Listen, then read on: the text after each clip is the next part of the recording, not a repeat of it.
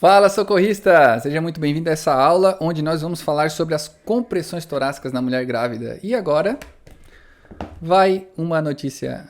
É a mesma coisa. É a mesma coisa. O que você tem que entender? Quando você tem uma grávida evidente com mais de 5 semanas, então você já tem um peso considerável, né? E aí, o que faz toda a diferença para a gente entender quais são as diferenças para a mulher grávida? É isso aqui, ó.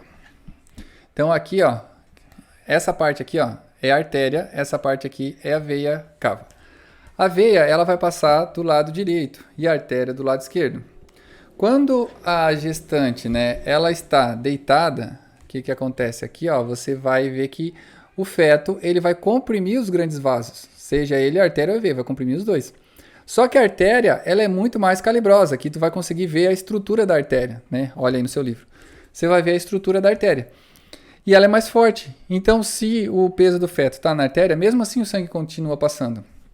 Mas se você vê aqui a veia, tem até a válvulazinha aqui, que é onde vai fazer o retorno venoso, e ela tem as paredes mais finas.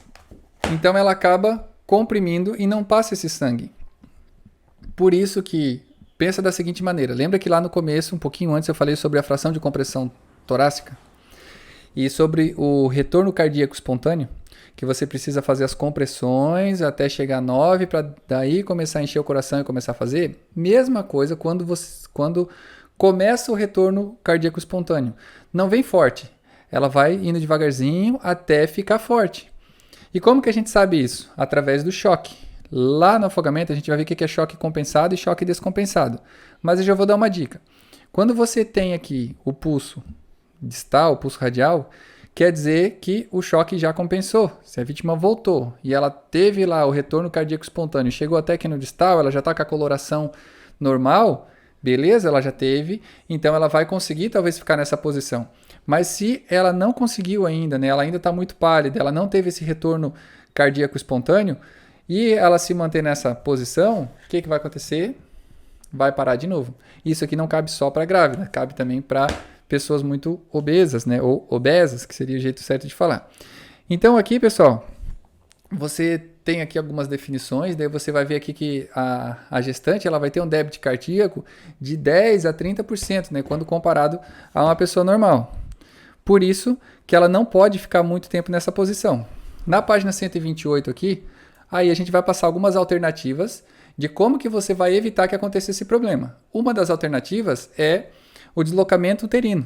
Você jogar o útero para o lado esquerdo, aonde vai ficar o feto, o peso do feto apenas na artéria, liberando a veia para ter esse retorno venoso. Outra técnica também é você colocar aqui no lado direito um travesseiro, elevando aqui a mais ou menos uns 30 graus o quadril para deslocar o feto para lá também, para o feto ficar mais posicionado para o lado esquerdo em cima da artéria, liberando a veia cava inferior para poder ter esse retorno venoso.